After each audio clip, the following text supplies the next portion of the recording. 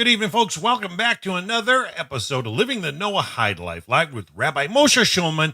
I so enjoy his classes. We did miss the last couple of weeks because of Passover, and I'm glad to have him back again because he's always got something good prepared for us, something he wants to share, something that's coming from a study position. So I'm just going to let it jump right into it. So, Rabbi Shulman, how are you tonight? You have the stage. It's all yours. Look forward to hearing what you have to share with us. Okay, Baruch Hashem, everything is fine now, at least with us.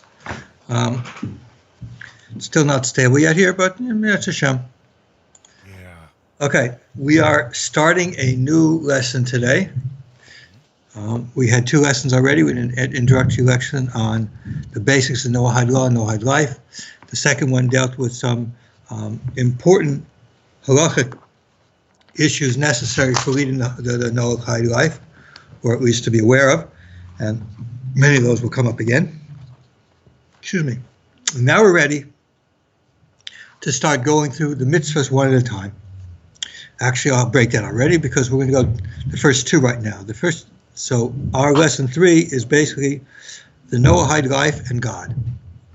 Because the first two commandments we're going to look at, the first two mitzvahs are the one of avodah zarah, of idolatry, and the second one is berachas Hashem. That means cursing God.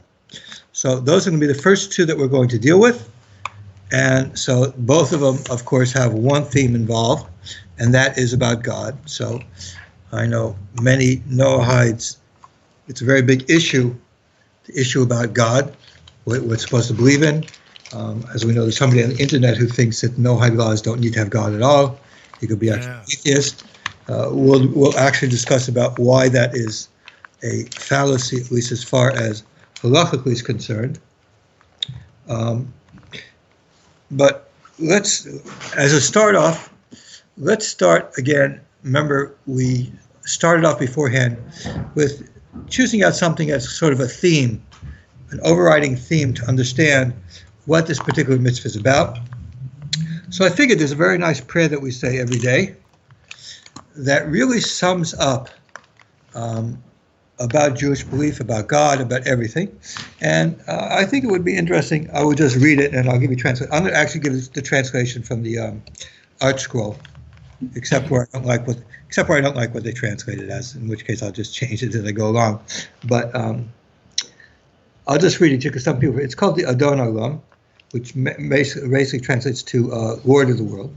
Adon Olam Hashem Mulach, B'terem Kol Yitzir Navra. Master of the world, who reigned before anything was created. Okay. V'ais nasa b'chefso kol, azam melech shmo nikra.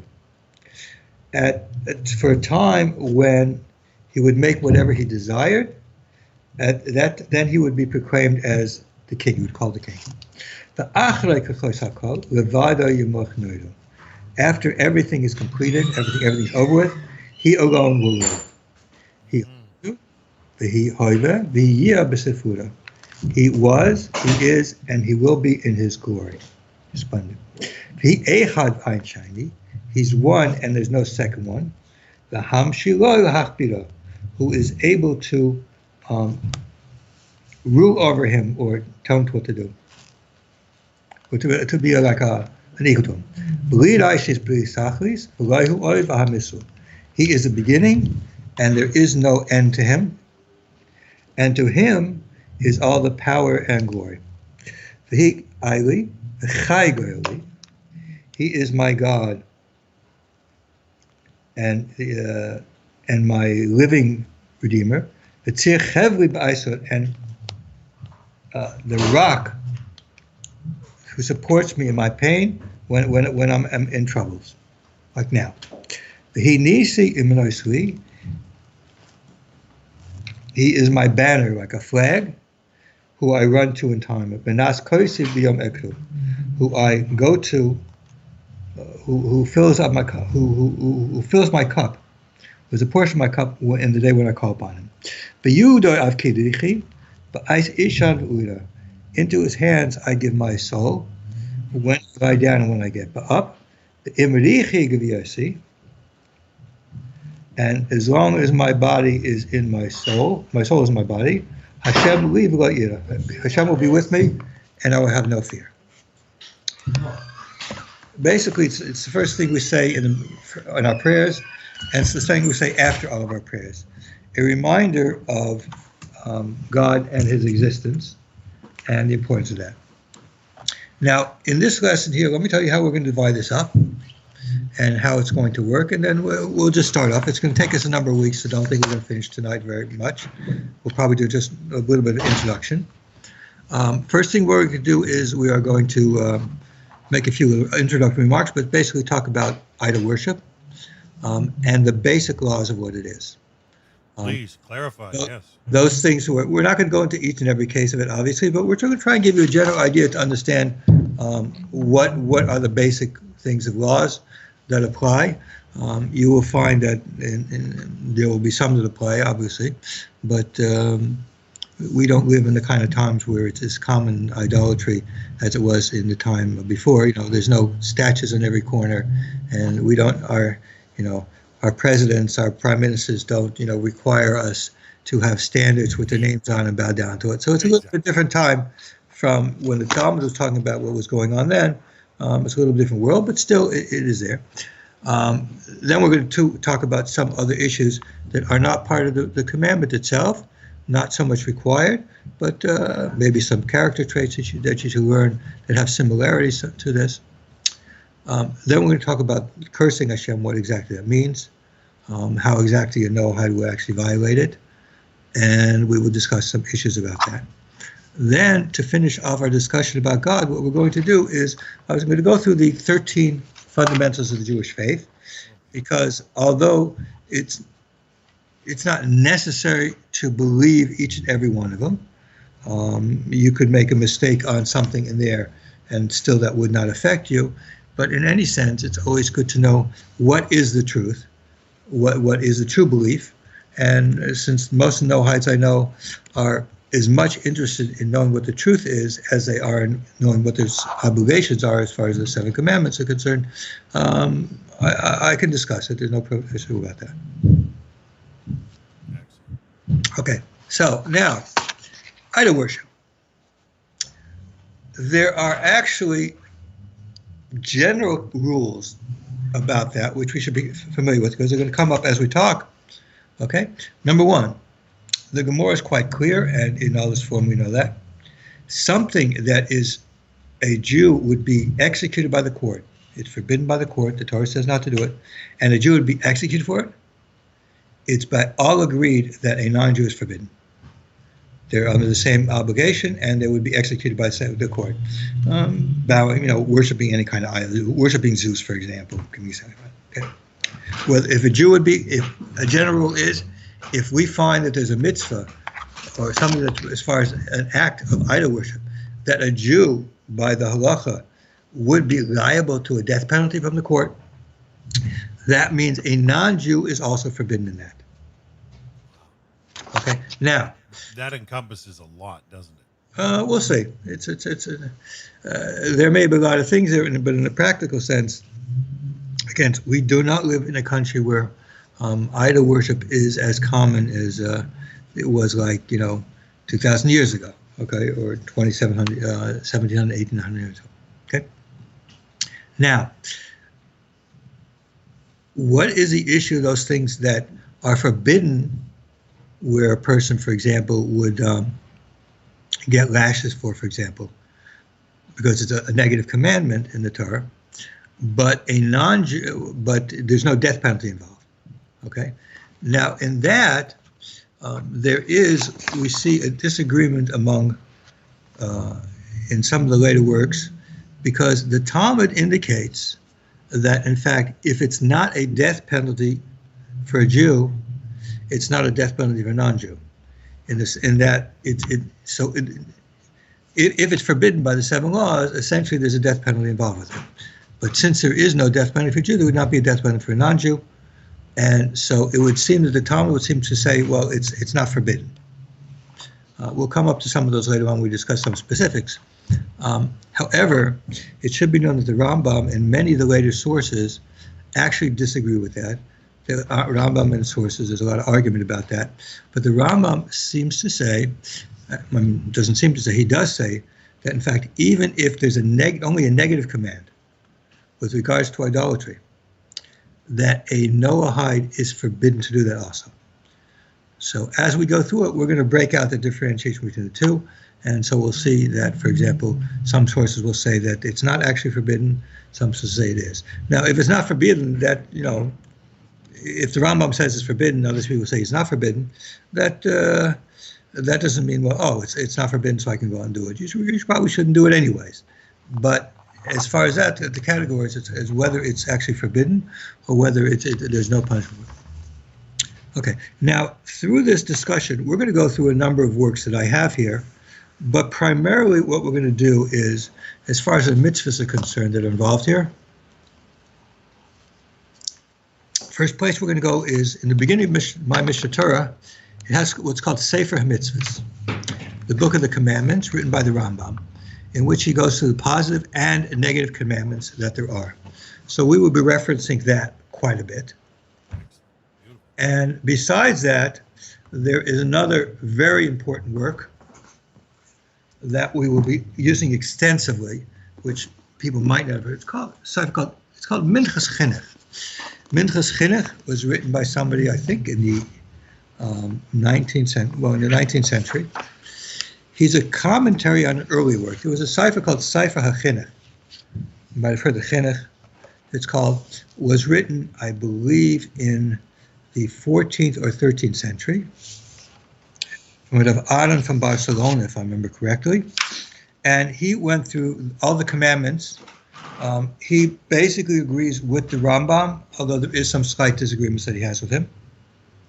And I should point out in the Mishnah Torah, there are disagreements in at least one significant thing as far as idol worship between the Rambam and the Ramban, which we're going to discuss about actually tonight, hopefully. So Rabbi Aaron wrote the Sefer Chinuch, and there's a commentary from Rabbi Tana Poludov, Rabbi Yosef Babad, called Minchas Chinuch. Now, when it comes to the study of the commandments, the Minchas Chinuch is one of the most significant works. It's quoted all over the place in many surah, many works, and it as far as these things are concerned, his view is extremely important. Okay, so a lot of times, he will take a view against the Rambam because when the majority is against the Rambam. Okay, I just want you to know where the primary. There shouldn't be other things we're going to bring. No, it's good for record sake. We're going to be bringing from a lot of different places, but just know that primarily when we talk about, this is a mitzvah, the reason is because when we say, well, the Rambam says this, what it is, and the Sefer Chinuch says this, Minchas Chinuch says this, and where he's coming from. We're going to talk, I'm not going to go into too deep, it's not going to go into a thing, but I want you to give an idea that what we're talking about, this is not something that's being made up or whatever. If you see something where I disagree, you'll probably find out why it is, because maybe this person follows by the Rambam all the time, or maybe this person doesn't follow the Rambam at all, so you'll see where the differences come in. Beautiful. I've never heard of the differences like you mentioned, Rambam and Ramban. Yeah, I'd like to hear that point. Yeah, we will come up with things where there's a very significant difference with the Rambam and Ramban that I believe affects specifically for Noahides. Okay, now, before we talk about idolatry, we have to understand something, especially in the time of the Talmud, there was really polytheism going on. Oh, yeah. In the actual way. And many people are not really familiar with what kind of polytheism. I mean, people say, well, Christianity, the Catholic Church is polytheistic and stuff like that. We'll discuss when we discuss with Shittif exactly what that is, why there's a problem with them and that. But what's important to understand, as a background to idolatry, we got to know what's real idolatry. I mean, the real, not imitation ice cream like we see around now. The real ice cream made with real milk and real flavor, natural flavorings and stuff like that. Not this artificial garbage. Okay, what is real idolatry? Okay, now one of the interesting things about idolatry is most people really have no clue what's going on. First of all, let's take the Greeks and the Romans, which is easy. There were different levels of gods that they had to begin with. It wasn't just, they were all, God, and they were like all equal. No, they were on different levels. There were, bigger ones and there were smaller ones. Um, People have heard of Mount Olympus, where the Greeks said that the gods lived there. They sat back and, they watched the football games or the gladiator, whatever they did out there, and they ate their foods and had fun and did all kinds of stuff. Homer talks about it a lot. Basically, they're pretty much immoral, but... Rabbi, I liken that era to a lot of like comic books today. Today in the modern world, especially in the non-Jewish world, you have a lot of these Marvel comic book series, these superhero style, and I liken the idolatry. Let's get to it, because you will see there is actually something in it which will sound somewhat familiar to these kinds of superhero type of thing. Okay, so they had their main gods. These gods were eternal. They were there for a long time. They ruled over different things. They ruled over basically different kinds of functionalities of what was going in the world and stuff like that. Okay. 1 second. I think I have this with me here. Oops. Okay, fine. Just want to make sure I have it in this volume. I don't forget the other one. Okay. So then we have the main gods. We all know. We know the names Zeus, Jupiter. Zeus and Jupiter is the same thing. Athena, all these kinds of whatever these names are. Okay, and each many different. They were in different names. The Babylonians had names. Tammuz, and they had their names, and there were different names for the gods. And this was their main gods. Okay, then there was what you call your local gods. Sometimes there was the gods of this particular forest. Norse mythology is also the same way. They had their main gods, but then there were other kinds of gods who controlled different things. Seasonal gods, the winter god and the summer god, or the god of the field, the god of the this, who takes care of different things, god of the wheat, god of the heart, all these kinds of local gods. Now, they were lower level than the major gods, but they were still gods. Now, many of these people believed in a one god over them. Hindus, for example, believe in one god over them, and then they believe lower levels, different levels of gods. But in general, when we talk about polytheism, they're all pretty much similar, the same. Now, under that, there were what we might call demigods. Some of them were people like half god and half human. I think one of those, Hercules. Right? Well, Hercules, or actually Achilles was the most well known. Achilles from the Iliad. It seems that the gods were not particular who they wedded. They liked to wed with whoever they could catch. It's, the gods were not, it's very one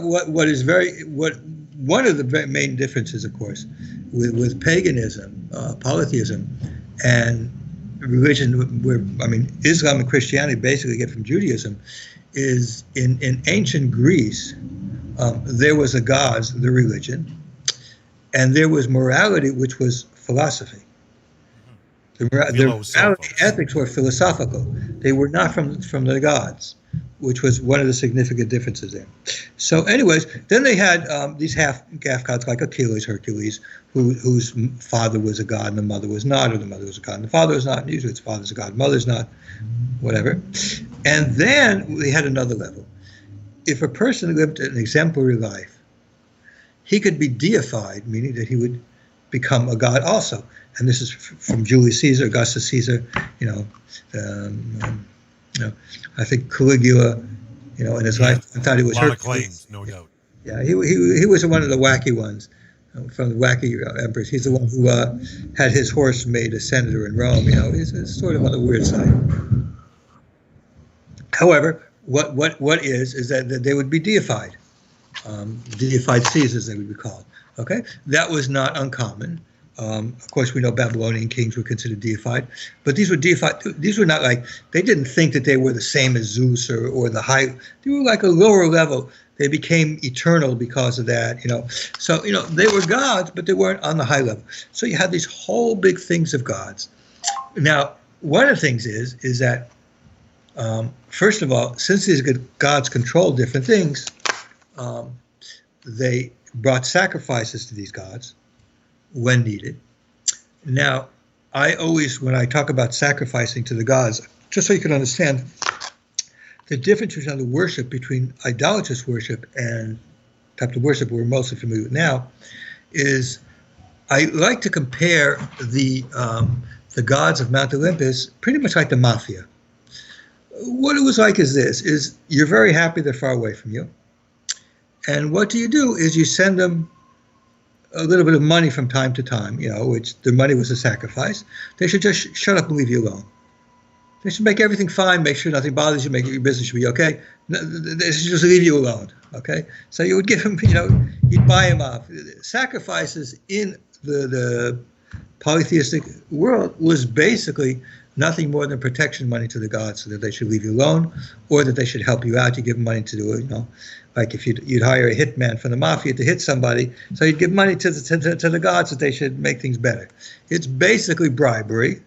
That's basically what it has nothing to do with service per se, as we understand, from if you look at the sacrificial system in the temple, it was basically a service to God, something you're giving to God to show service, whereas in polytheism is essentially you're paying off the gods. You were giving them due one time a year, whatever you have to do. Rabbi, can we back it up a little bit in the sense of, tell us a little bit if you know about, going back even to the time of the Canaanite gods, or even during the time of Abraham? All polytheism is essentially the same as far as that's concerned. And one other point about that, which makes it important, is unlike Judaism in the Roman times, they were very eclectic. They were quite liberal. They had no problem, for example, when they would conquer a new country, the Romans would do, about the gods who lived in that country. That was fine, as long as you showed the proper respect to their gods and gave them, because after all, again, let's go back to the mafia, okay? I don't care if you have to pay off your own guy, your own guy in your area, but now that you're under me, you have a responsibility to join together, put your money together when we pay off our gods, okay? You are a part of that, you have to join us in our protection thing here. We got a protection scheme with the God.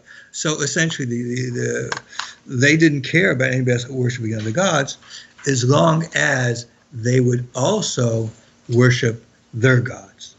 If you worship their gods, it's fine. So from an historical point of view, for those people who are unfamiliar with such things, for example, in the Roman Empire, and this went back to Greece, there was a lot of anti-Semitism. The anti-Semitism came because the Jews would not worship the Roman gods or the Greek gods.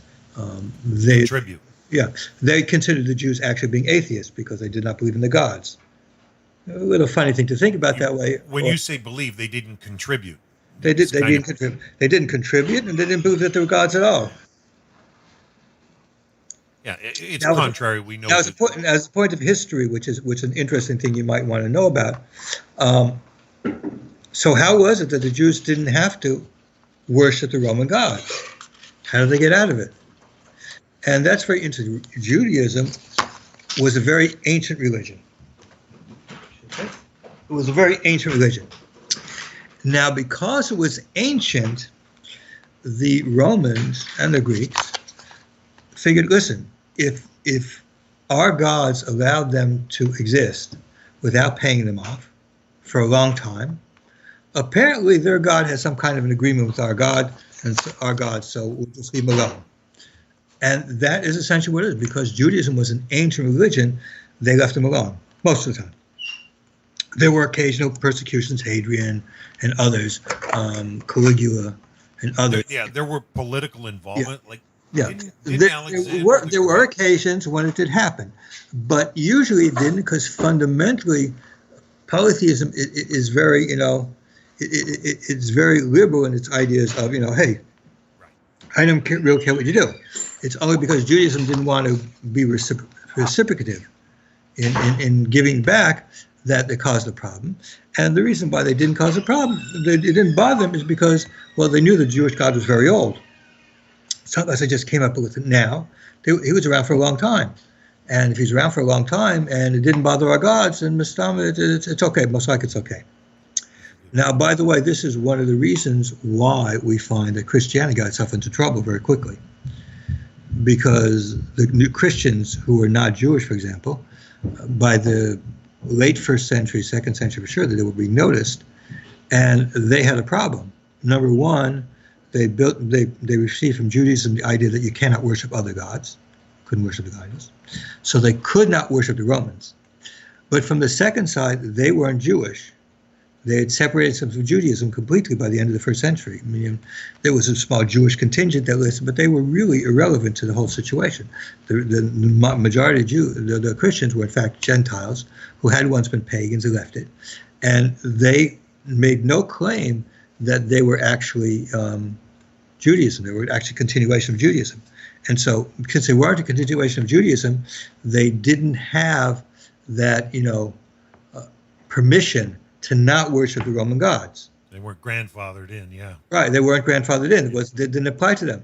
And so, essentially, according to the laws of the Roman Empire, they were basically atheists. And atheism was a very, very serious no-no there. So, that's why there were many times the persecutions were continual. Usually, when bad things would happen, they would look, well, you guys haven't been paying your protection money. It's your fault. And so they would say, so that's where the persecution. There were exceptions to it always, but they always went back to the same thing and say, listen, you guys are atheists. You don't have an ancient religion. You have a new religion, and that new religion is not not helping. The gods don't like it. They get angry with us, and we got to pay the protection money. Otherwise, the mafia is going to come down and bother us. We don't want that to happen. So that's just a little history, because it's when we talk about idol worship, what they're talking about in the Talmud was real, honest to goodness idol worship. These guys went out and they paid off their gods and they made these sacrifices and all these kinds of things that we're going to find are forbidden. This is what it was all about. So. That's the ice cream. Yeah, it's the real ice cream, 100% real ice cream, not the artificial stuff today. Well, I know historically, Rabbi, that around that second century, there was when you mentioned about the persecution of the Christians in Rome area, specifically Rome, right. There were already Jewish settlements established, well known, and there's archaeological evidence that shows where the Jewish people actually helped. Well. Aided as much as they could humanly possible to prevent death needlessly. And what you just said makes perfect sense as far as as far as they were considered new and not grandfathered in. Makes sense. Okay, now let's continue. One of the things that puzzles and I think has caused as I mentioned to you before, there's a person in the internet who proclaims that you don't have to believe in God at all to follow the Noahide laws. One of the reasons why there is that point of view that comes about is, interestingly, there is no actual commandment among the 7 commandments specifically saying that there's a positive command to believe in God. Now, what's the reason for it? There's a lot of explanations for it, but first I want to discuss about the issue that relates to it with regards to Judaism, and we'll see how this actually relates somewhat with Noahide law also. Yeah, there is an argument between the Rambam and the Ramban, between Maimonides and Nachmanides, as to whether it is a mitzvah in the Torah to believe in God. Whether it's a mitzvah.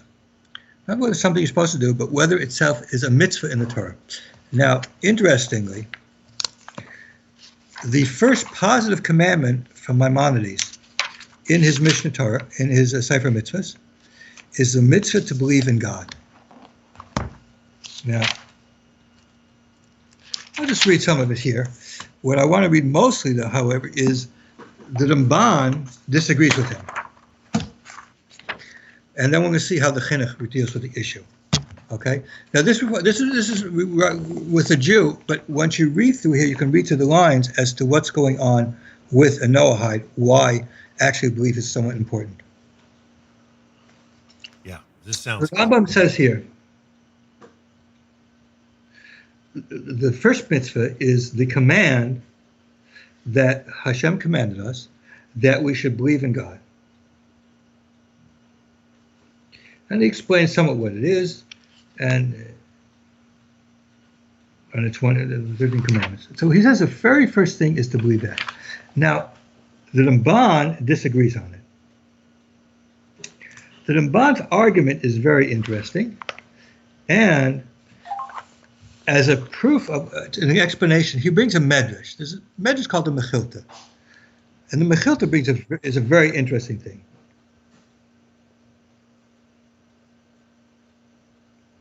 The Mechilta discusses a verse where it says in the Ten Commandments, you should not have another God before me. So it asks the question, what do you mean before me? Because it already said, I already said I'm the Lord your God. Why should we? So it brings a very interesting parable. Once there was a king who went into a specific country,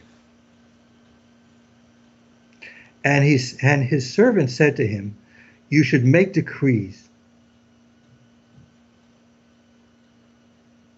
And you should make decrees, but you don't decree that they should accept you as a king. Just make decrees on what they should do, and don't worry about that part, being a king.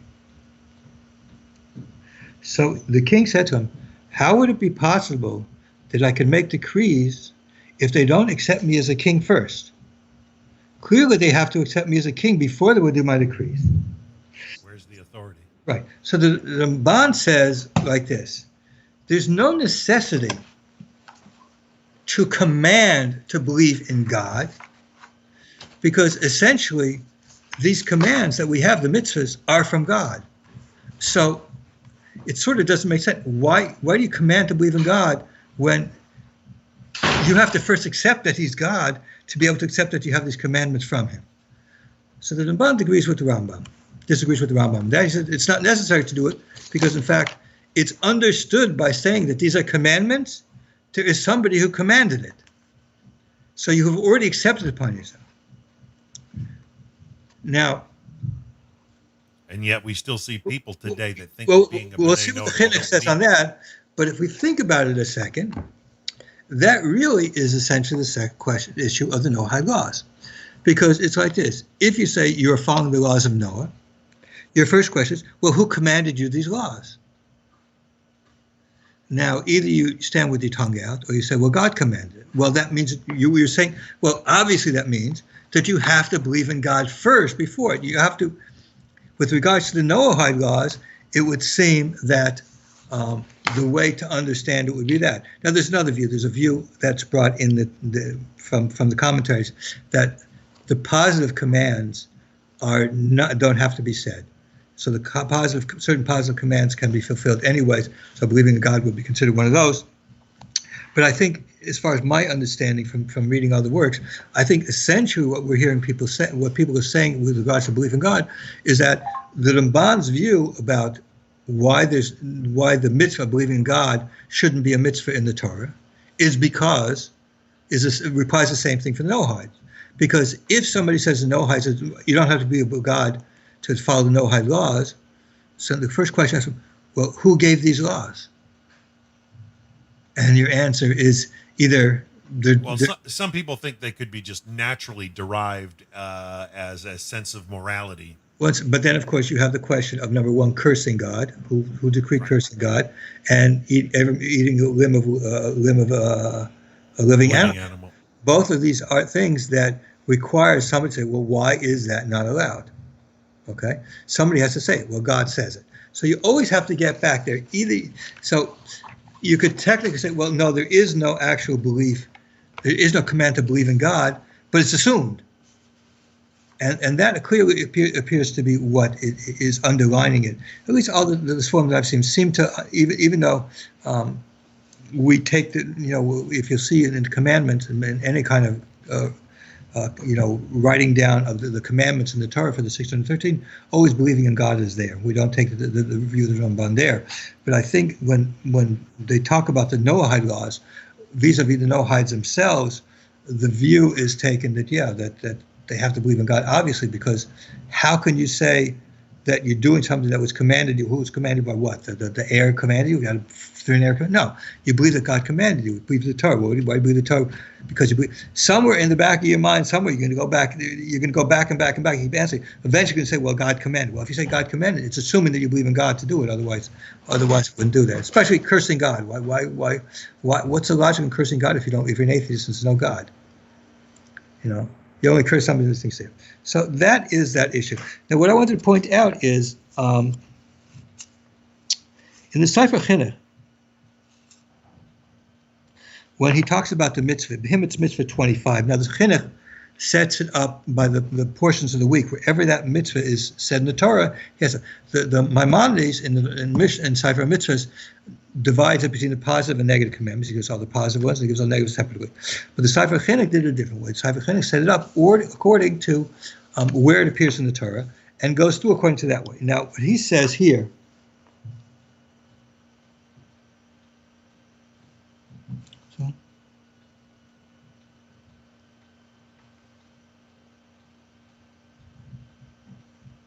what's the place here? I think when you start thinking of the other commandments, like not to murder or sexual immorality, some of those again are very normal. Yeah, social behaviors that it's just not normal to murder somebody. Something wrong with it. People might logically think, but yeah, no idolatry. How do how can you connect that without? Right. I mean, there are atheists today that don't believe in idolatry, but the command to not curse God, like you're saying, yeah, atheism itself would be almost cursive. Mm-hmm. Oh, here it is. Okay, so the Chinuch talks about that there's a mitzvah to believe in God. Okay. Now, what he says, well, remember, it's for the Jewish people, but when he says it like this, what's the root of the mitzvah? He says there's no necessity for us to spend much time trying to figure out what it is. It's very obvious what it is. It's something that's known and real to everybody, that this belief that is a God is the foundation of our religion. It's a foundation. If there's no God, if we don't believe there's God, there's nothing. How you can say anything command? There's no God. That a person doesn't believe in it is somebody who disagrees with everything and has no merit with the Jewish people. He says to the Rambam, but his reasoning for it is essentially what the Ramban, Noahides, said, is that it's fundamental. I mean, there's no way you can talk about the mitzvahs unless you already believe in it. So he says the belief in it is just sort of, to do it, it's sort of to give a little, an actual mitzvah to it, whereas the Ramban says no, it's just so fundamental, it's not necessary to do it. It's like, how can you say, if you say mitzvah, you command? What do you mean command? A command means it's somebody who commanded you, so you have to have somebody command. Okay. Wow, Yeah. I'm learning more all the time, Rabbi, and it almost seems though mitzvah more than command, like the way you folks deal with. There's a connection between a mitzvah and its result, and it's so real in the sense that if people function in it, their lives physically change. They completely start to live on a different level. Mm-hmm. Okay, so let's go now. What actually is a definition of an idol that we worship? We talked about paganism, but what actually, when we're going to talk about you're not allowed to worship something, well, what are we talking about? First of all, we're talking about persons. The Roman emperor who considered himself to be God, you're not allowed to worship. Exalt a person beyond a sane. Ancient kings in Babylonia considered themselves to be gods and required worship. Okay. What about, say, sports celebrities? Anybody's read the book of Daniel knows that Nebuchadnezzar wants himself to be worshipped as a god. Okay, this is a very common thing. That's what we're talking. People, deified men. That's what we see very often. Would that lead to like say sports celebrities? Like some people idolize their sports hero or a musician. There's a difference between respecting somebody or Talent, looking up to somebody honoring. for whatever, as opposed to worshiping. I mean, a person might, oh, I worship that baseball player. You don't really worship that baseball player. You're not going to bring an animal and sacrifice to him. You're not going to do anything like that. You're not pour a libation. You're not going to make an altar in your house and say, oh, holy picture for the New York Yankees, and then just okay. Take it even further. Like, let's go way back. Consider Elvis Presley or the Beatles, like back in the '60s. These kinds of things, hero worship, something like that. That's not what idolatry is about. You're not talking about somebody actually worshiping him, like that. You hold from him very much. You respond and respect. That's a different story. That really doesn't come onto the. When we're talking about deification, we're talking about what happened. That's why I started in the beginning. The Roman emperors were actually considered to be gods. They had standards that they would bring in, which had the picture of the emperor on it, and you were required to bow down to it, show it homage as if it was a god. Okay, that's a difference. That's what we're talking about, persons. Okay, that's what we mean. Not just baseball players and stuff like that. Yeah, I know kids idolize things like that. We're not talking about that kind of thing. Your favorite football player or stuff like that. Wow, they're just football players. They're going to die. Gods are considered. One of the things about ancient gods is they were considered to be eternal, meaning that even if they physically died, they were always there. They become eternal. The gods were eternal. So if a person was deified, it meant that they would go on forever. Okay? Way back, like to the Egyptians. Yeah. I don't think people think sports stars are going to be in heaven forever and ever. So that's not. So we're not really talking about that kind of level. I see. Thanks for clarifying. Now we should of course say that if you're going to have respect and hero worship, you should certainly choose out people who are of a character and stuff like that make them worthy of it, which not many movie stars or these kind of are people whose character like that. Okay, next thing let's talk about, very, very common, is worshiping of living things. Worship of animals is very, very common. For example, in Egypt, they worship the lamb. Okay, in India, cows are worshipped. I mean, to the point that this is what I heard. I've never been to India. Sacred, yeah. I heard India, but if a cow walks into the street in front of traffic, everything stops. If the cow lies down, they all wait for him to get up. Because as they say, it could be my grandmother. I don't know, so I'm going to be careful about it. They got these weird, but again, they worship and they had to honor him that way. Okay, the golden calf, same kind of idea. Okay, animals. So animals was a very common source of worship. Okay, also plants and trees. In the Tanakh, we see there's called an Ashira, which was some kind of a tree which was worshipped. I know in Norse mythology, they worship the forests. So these things are we're talking about things that are reality.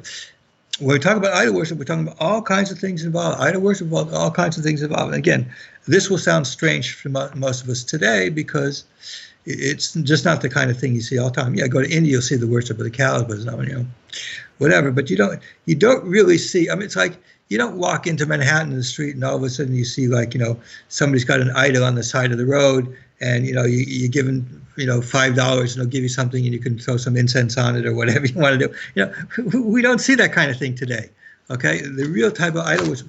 So essentially, it's not the kind of thing. So I just want you to know what we're talking, because when we're talking, this is what it was. Okay, so you have to understand what is the commandment, and then we'll discuss how these things affect you. Okay.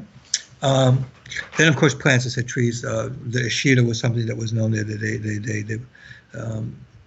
And then there were inanimate objects that worship.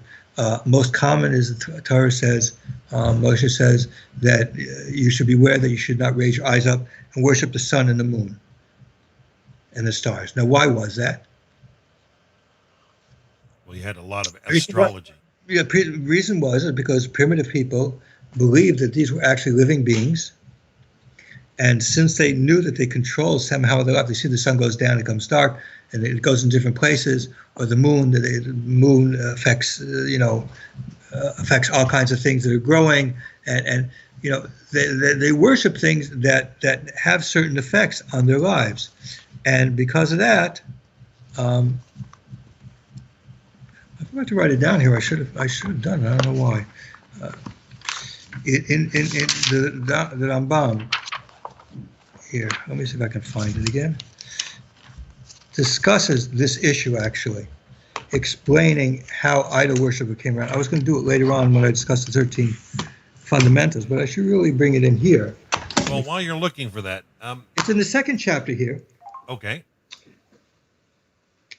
I'm just wondering, is it the assigning of deity or the assigning of power? Is it the imagination that assigns something that it shouldn't have to something that's like you say, inanimate or any creature that's not Hashem? I mean, what is it that people do that call it idolatry?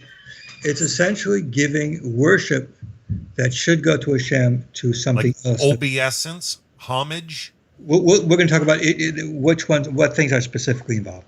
Okay, we haven't gotten to that yet. We're just still interested in some of the issues. So the Rambam, in the beginning of the laws of idolatry, says this: "B'yomei Enish," in the time of Enish, Tu'ud b'nei Udim, people made a mistake, Tu'ud Gadol, a very big mistake. And they followed the suggestions of the people of the Genesis. Enish Atzma Minatoim Hoya, and Enish was among those who do it. This is what the mistake was. Omri, and they said, Hoyo Va'okim Burakochavim Ayla. Since we know it's a case that God created these stars, the Gagalim in the circles above in heaven, in order to make this world run, all these things are based on, for example, our tides has to do with the moon. Certain times of the month, the moon is there and the tides go up. But this is natural. So Hashem created that in order to make this world to run the way it does. But notice when we put him up there, the Chacham Kuvit, and he gave him honor. We see him coming up every day. We see the beauty of the moon when it comes out and stuff like that. These are servants that serve before him. It is worthy that we should praise them also. This is how it came about. They saw these natural things going on, and they said, well, God created that, so it's worthy for us to worship him also. And so that is where this comes about. Okay, so when we talk about worshiping of of the stars and the moon, all these kinds of things, this is where it started out. It started out from saying, okay, we live in a physical world. This world was created. There's certain things around here with sun, the moon, the stars. All of these have different kinds of influences on us. Okay, rivers. Like, for example, the Nile River would rise up and irrigate the land, and then it would go down. So in Egypt, they worshiped the Nile. Why? Because the God overall created this and created to do this. This is a servant of him, and the servant is worthy that we should give it honor and honor and worship it. And that's where the mistake came in, according to the Rambam. And it makes a lot of sense if you look at a lot of paganism. It's basically based on different gods that control different, who are behind all of these things. The god of this, the god of that, and you pay them off so that they'll be good to you. Okay? They're part of the mafia. That's your capo or whoever. I don't know what it is. That's your boss or whatever. I don't know. I'm not familiar with the mafia. Somebody will have to correct me on that. But I know exactly what you're saying is all throughout archaeology. No matter where anybody looks around the world, you'll find archaeological validation for this, exactly what you're saying. It was all intertwined with their economic payment system somewhere. Yeah, but it was basically, and then of course, from that comes about, of course, representations or objects of worship for the representation. So there was things called standing stones. They put up stones of some sort as a place of where you're going to worship, or even more than that, statues. Okay, there would be statues. and these statues will become objects of worship. These statues would be representations of the god, and so they would worship this statue because they're worshiping that god, for example. Okay, all of these things, when we talk again, all of these different things are what we're talking about as idolatry. You don't have to worship all of them. Any one of these is actually what we mean when we're talking about a object of idol worship, whether it be the ocean, whether it be the clouds, whether it be the sun, whether it be the moon, whether it be a mountain. In Native American religions, there's certain areas which they are objects of worship. Okay, mountains that they worship and things like that. All these different kinds of paganism. They had their different things. They had different ways of worshiping. The Aztecs worshiped their sun god, whatever, and their way of worshiping was they'd have wars that capture people, and then they'd slaughter these people and take out their heart and give the heart up to God, whatever. Okay, whatever. But yeah, I've been down and saw some of those when I was younger. Yeah. Yeah, but the point is what I'm trying to say is, when we're talking about idolatry, okay, we're not just talking about a physical statue. Many people think idolatry means physical. No, any and all of these things is idolatry. If it's a man, if it's a tree, if it's a cow, if it's a planet, okay, whatever it is. What about a system? What? A system like I know, like in say Luxor, Egypt, they've got the temple that, believe it or not, it's shaped like a man, intricately designed, but you don't see it from the ground, and you walk in, and the tutorial lessons all the way throughout their religion were to teach them to get to the head and understand all this along the way. But systems, that's all. I guess it would be all part of an idolatrous system, right? Yeah, all these things come about because they have their idol to begin with. And all of it has come about as how they're supposed to be worshiping their idol. We will get into that also because part of idol worship is, remember, not all idols were worshipped the same way. No. Okay? Just like traditions in different areas, right? Different idols had different modes of worship. We'll find, it's getting towards the end, so I'm not going to go into it specifically. We'll start that off next week. But it's very important that there's two things to be considered. There are what we call the general modes of worship, that no matter which god which idol or whatever that you would do that with, that would be forbidden.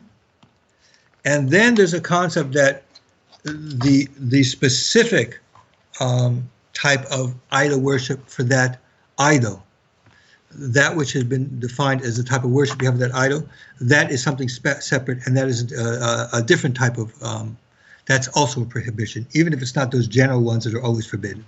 So there's two types of things here. We're going to be hitting all of these things as we go along. As I said, it's going to take us a number of months to go through all these things because there's going to be a lot of different things we're going to do. They are related, but I want you to just get an idea of, what really we're talking about idol worship. So the first thing the thing that basically today what I wanted to cover most is to give you an idea of when we talk about idol worship, there's a lot of confusion about there, basically because, whether Christianity itself is idolatry or not or whatever. In order to understand whether Christianity is or is not idolatry, you must first understand, well, what is idolatry? So I wanted to do the basics. What is idolatry? What does it mean by idolatry? Where it comes about from? All these different things by idolatry. What is really polytheism like? How it worked, and all of these things. So you have somewhat of a foundation. Next week we're going to start going on to actually those things that are forbidden as idol worship. Okay, and we'll go back. Yeah. We'll get more into the specifics. We're going to get into a lot of stuff until again. I'm not going to be boring because I'm just trying to try the general things, maybe give a couple examples. Don't want to give too much into it. I want you to be able to, it's very important that on your own, you should be able to recognize things. Oh, this is what that is. This is what we're talking about. Okay? Right. However, again, to summarize, we also don't want to miss in the sense and think something's idolatrous when it's not. Yeah, throwing around the word idolatry when it's not. It does get slung around a little bit too much. I mean, people say people worship money. People don't worship money. I haven't seen anybody put a dollar bill on a table and take some incense and light it in front of it. You don't see that. But people will say it's their heart intent, it's their desire, and it's their passion, and somehow there's idolatrous. But there's a difference between, again, that's why we have to know what we're talking about idolatry. When the Torah says you shouldn't worship idols, it's not talking about somebody who's overly materialistic. Okay, it's not somebody who's so much into music that they give their whole life to that, and nothing else matters. Okay, we're not talking about people who are doing things from selfishness. Okay, we're not talking about that. These are bad character traits. Ah, that's so clear. Okay. These are bad character traits. Selfishness. These are bad character traits. These Right. are things that you should develop by yourself to not have. That's true. Nobody's saying you shouldn't. No, Exactly. It's fine. What we're saying is when we want to talk about idolatry, let's talk about what idolatry really is, okay? It's important to know exactly what it is and understand, you're not supposed to be selfish. You're supposed to be giving. You're supposed to be caring to other people. You can't do that if you're selfish. Fine. We understand that. But it's not idolatry. But it's not idolatry. It's something else. It's something you're expected to be, but it's not idolatry, okay? So that's why I'm saying this is what idolatry is, okay? Idolatry involves a couple things. The idea that different types of gods, even different levels of gods, each of these gods is over certain things, okay? Doesn't make a difference if it's a person, it's whatever it is, whatever, and that. And the other thing is that we just discussed today, which is, of course, very important, is that even though it's not a specific commandment to believe in God, it's understood that because these are commandments, somebody commanded it, and that somebody is God.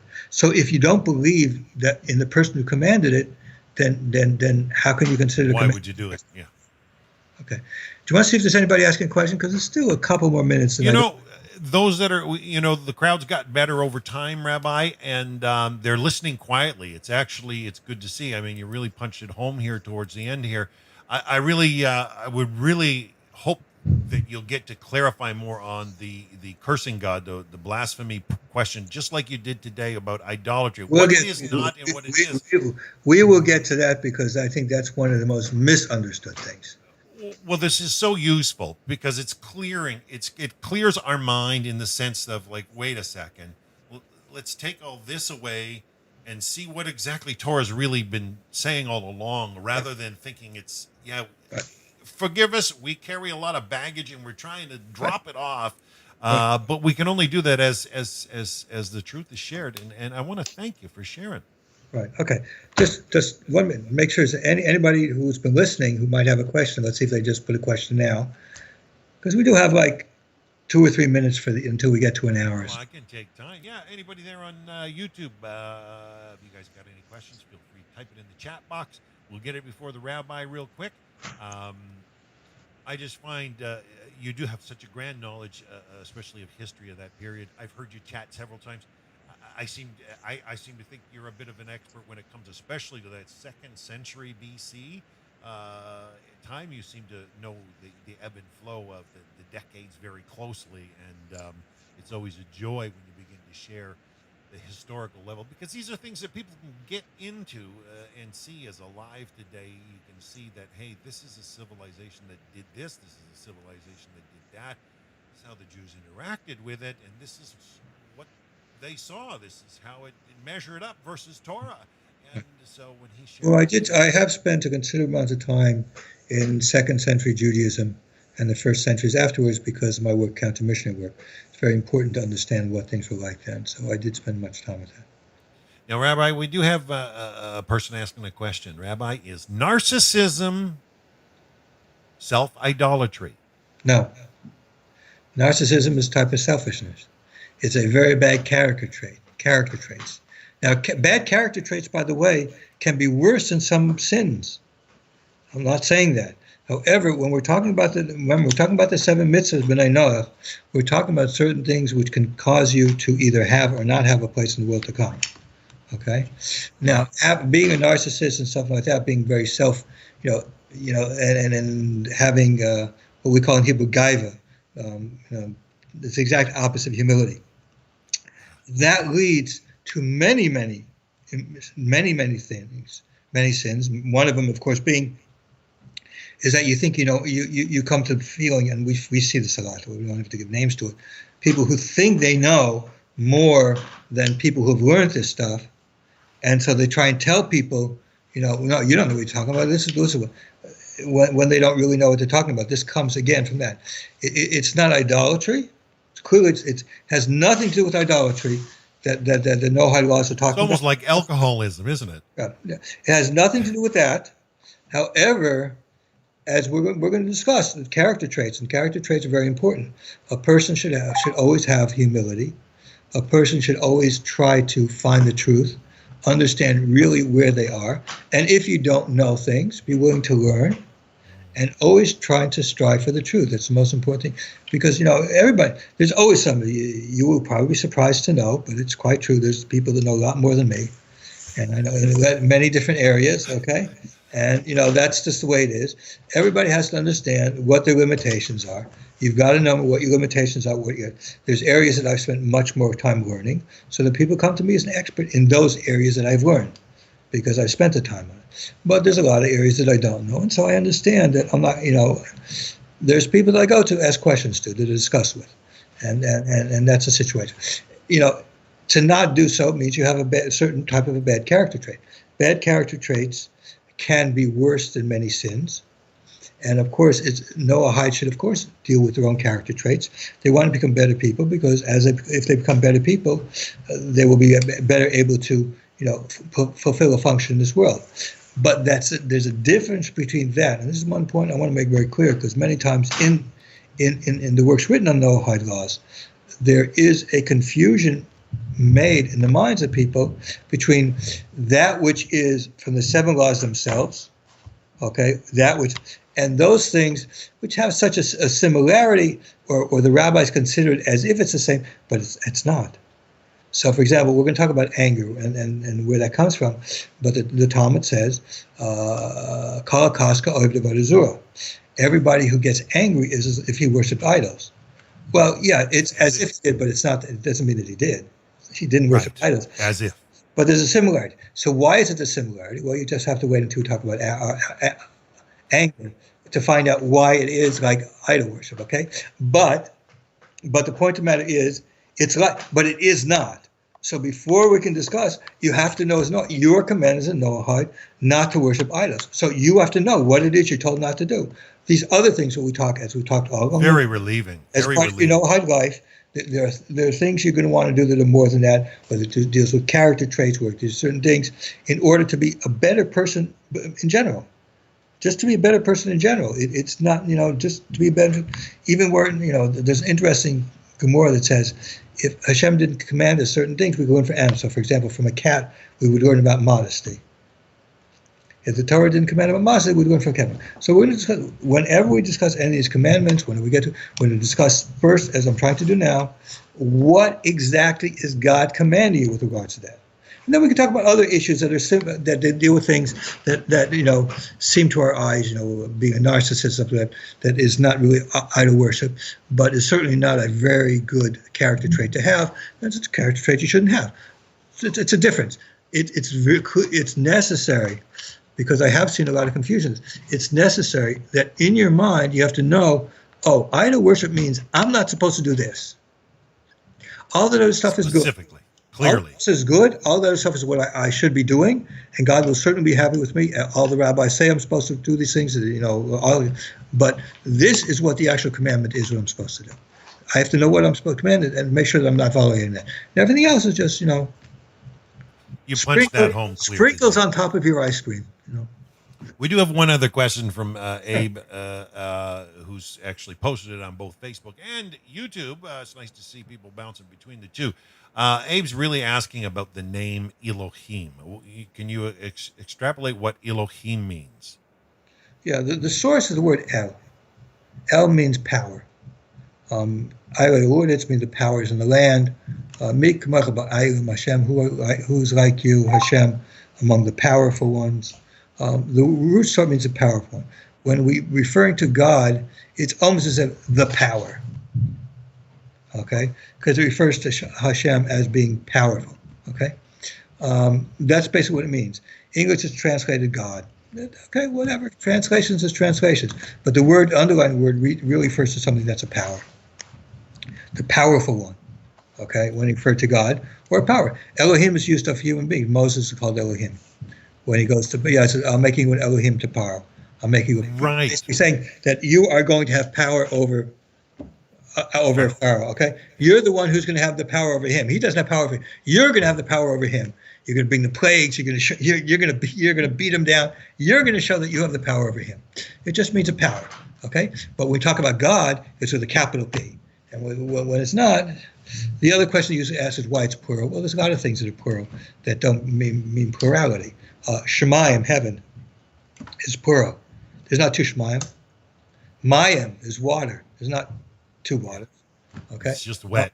So there's a lot of words in Hebrew that have plurals, and these linguists talk about different reasons as why they are, but it doesn't mean it's plural. Right. Punim, face, punim, is actually plural. Well, that could mean because people are two-faced, but that's not really what it means. Punim is face. Pen means one side or whatever. Punim means face. Okay, and that is a plural also. There's a lot of, if you learn the language, really learn the language, you find that there's some kind of Bible has all kinds of strange things that you come up every once in a while. Yeah. He has followed up with a question about how do we worship Elohim without worshiping nature. Well, he's referring to Elohim, I guess, because it sometimes Elohim is understood as nature. You don't worship him. The question really comes up only if you think that there is a separation between nature and God. Okay, if you understand that there is no such thing as nature, that everything is really essentially a creation from God. We're going to discuss, when we talk about God, we'll get into such issues as that. It's really not, doesn't really have to do with idolatry. It has to do with something else, our understanding of God himself. When we talk about the 13 fundamentals, I'm going to give a presentation.